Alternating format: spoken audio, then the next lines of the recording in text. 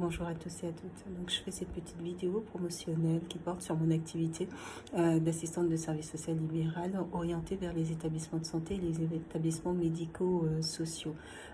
Prendre soin de manière globale. Le prendre soin n'est pas simplement le soin somatique, physiologique de l'individu, c'est aussi prendre soin sur le plan psychologique et de l'individu. Et la partie psychologique, c'est aussi la capacité de résilience de la personne, la capacité de la personne à pouvoir faire face à ses difficultés et à pouvoir trouver des solutions, qu'il soit accompagné ou pas.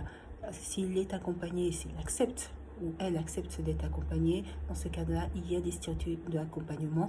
Le poste d'assistant de service social est un poste de gestion des risques qui permet notamment via l'accompagnement social qui est mis en œuvre en direction des patients à pouvoir les aider dans la résorption de leurs difficultés d'ordre social et économique.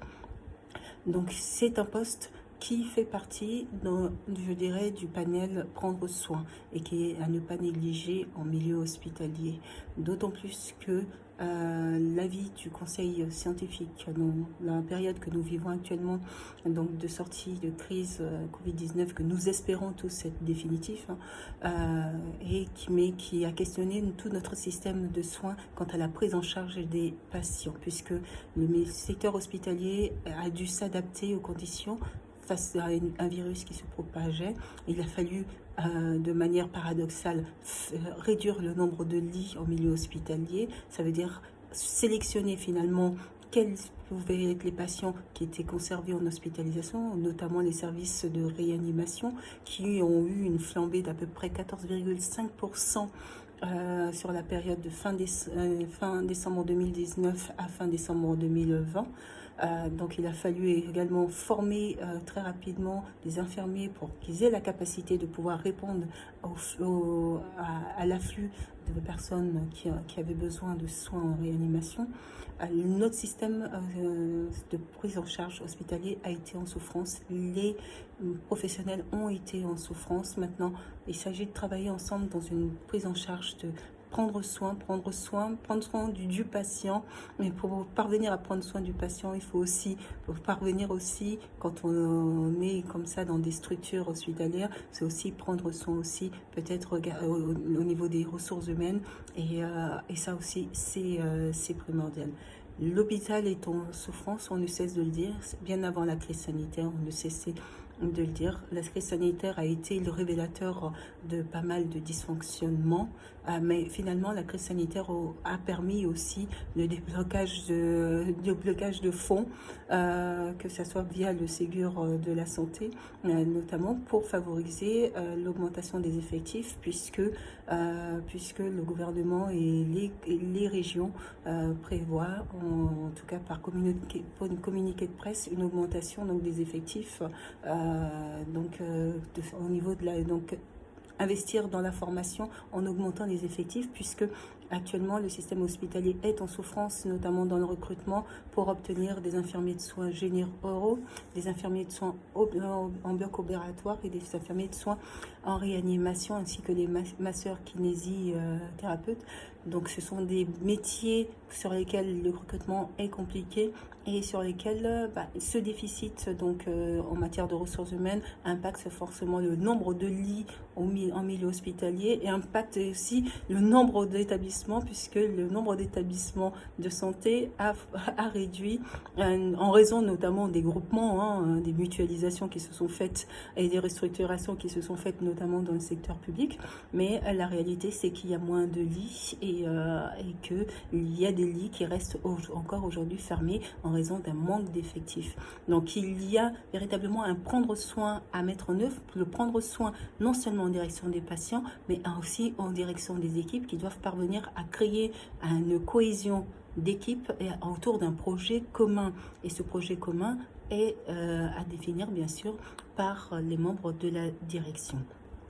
C'est un enjeu important, c'est un enjeu pour notre soin en tant que citoyens et citoyennes, mais l'action sociale dans cet enjeu-là a été bien souvent négligée. Fort heureusement, la Haute Autorité de Santé, avec les nouvelles normes ou les nouvelles procédures qui est prévu de mettre en œuvre, notamment pour l'évaluation des structures des établissements de santé, va quelque part changer la donne, puisque les critères, les objectifs qui sont fixés en place quelque part l'action sociale au cœur donc de la prise en charge du patient.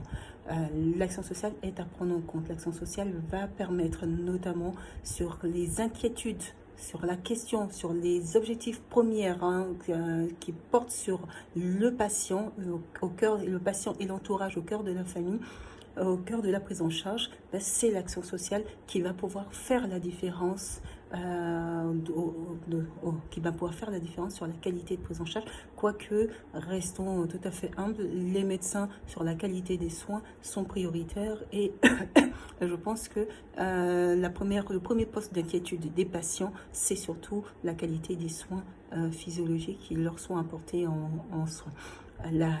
Puis après, c'est aussi se questionner aussi sur les conditions dans lesquelles cette hospitalisation doit se faire et sur les conditions aussi du retour à domicile. L'action sociale libérale, médicale, est primordiale dans ce cadre-là, parce que ça va apporter une réponse. Ça va apporter une réponse en matière de gestion des risques, d'anticipation de manière préventive et de manière de régulation sur qu'est-ce qui va se passer sur au domicile.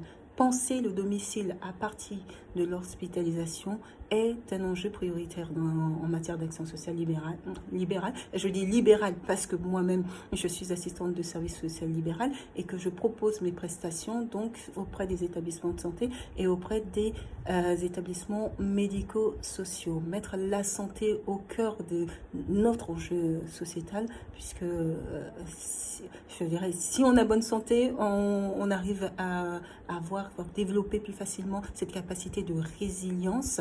Et donc, c'est primordial de pouvoir accompagner les individus dans une bonne prise en charge, dans le processus de prise en charge au cœur de l'hôpital. L'action sociale doit avoir un positionnement à ne pas négliger, à valoriser. Et donc, en tant qu'assistante de service social, je propose mes prestations soit dans le cadre de remplacement, pour assurer la continuité de service lorsque un de vos agents s'absente, soit dans le cadre de renfort. Dans ce cadre-là, je viens en renfort lorsqu'il y a un accroissement d'activité, soit dans le cadre du développement d'un tout nouveau projet également à mettre en place donc au sein d'un établissement. Donc toutes mes interventions se programment, il suffit simplement de les planifier à l'avance et donc je suis joignable, je mettrai mes coordonnées téléphoniques donc en petite description. Donc il faut contacter moi sur mes lignes privées et donc sur ce, je vous souhaite de passer une agréable journée et puis je suis toutes mes pensées à tous les soignants et toutes les équipes des établissements de santé et puis en espérant que le moral et que la situation donc hivernale n'en laisse pas dans une dégradation en fait de la situation sanitaire. Bonne journée à vous.